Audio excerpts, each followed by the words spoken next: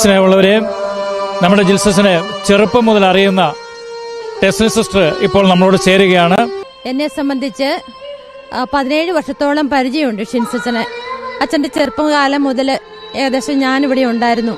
അപ്പം ചെറുപ്പകാലം മുതൽ പരിചയമുള്ള ഷിൻസിച്ചനെ കുറിച്ച് ഓർക്കുമ്പോൾ എനിക്ക് ഒത്തിരിയേറെ സന്തോഷവും അഭിമാനവുമുണ്ട്.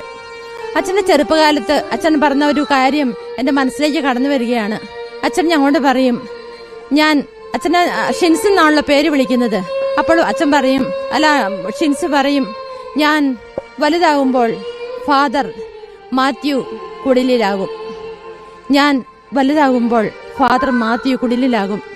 അങ്ങനെ അച്ഛൻ്റെ പരിശീലനവും പഠനവും ഒക്കെ പൂർത്തിയാക്കി എത്രയേറെ സന്തോഷത്തോടു കൂടിയാണ് അച്ഛൻ ബലിവേദിയിലേക്ക് കടന്നു വന്നത്. ആ രംഗമൊക്കെ ഞാൻ നന്നായിട്ട് ഓർക്കുന്നുണ്ട്. അതുപോലെ വൈദികനായ ശേഷം അച്ഛൻ ഈ ഇടവകയിൽ വരുമ്പോൾ എപ്പോഴും ഞങ്ങൾ സിസ്റ്റേഴ്സിനെ കാണുമ്പോൾ ഒത്തിരിയേറെ നല്ല നല്ല സൗഹൃദങ്ങൾ പുതുക്കാറുണ്ട്.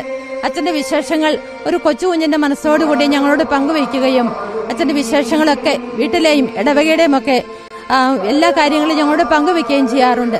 അങ്ങനെ വളരെ പുഞ്ചിരിയോടുകൂടി ഇടവകയിലെ ഓരോ മക്കളെയും ഓരോ സിസ്റ്റേഴ്സിനെയും ചേർത്ത് വയ്ക്കുന്ന ഒരു അച്ഛനെയാണ് കാണാനായിട്ട് സാധിക്കുന്നത്. അച്ഛൻ പഠിച്ചതും വിശ്വാസ ജീവിതത്തിൽ വളർന്നതുമൊക്കെ ഈ ഇടവക ദേവാലയത്തിലും ഈ സ്കൂളിലുമൊക്കെയാണല്ലോ. ഒത്തിരിയേറെ സിസ്റ്റേഴ്സ് അച്ഛനെ പഠിപ്പിച്ചിട്ടുണ്ട്. അതുപോലെ നഴ്സറി സ്കൂളിലും അച്ഛൻ പഠിച്ചിട്ടുണ്ട്. ആ വലിയ ഒരു സൗഹൃദവും സ്നേഹവും ഇന്ന് ഞങ്ങൾക്കുണ്ട്. ഇന്ന് അച്ഛൻ ഞങ്ങളോട് വേറെ പിരിയുമ്പോൾ ഒത്തിരിയേറെ സങ്കടം ഞങ്ങളുടെ മനസ്സിലുണ്ട്. പക്ഷേ അതെല്ലാം ദൈവ കൃപയുടെ മുമ്പിൽ, ദൈവകാരുണ്യത്തിന്റെ മുമ്പിൽ ഞങ്ങൾ വിട്ടുകൊടുക്കുന്നു.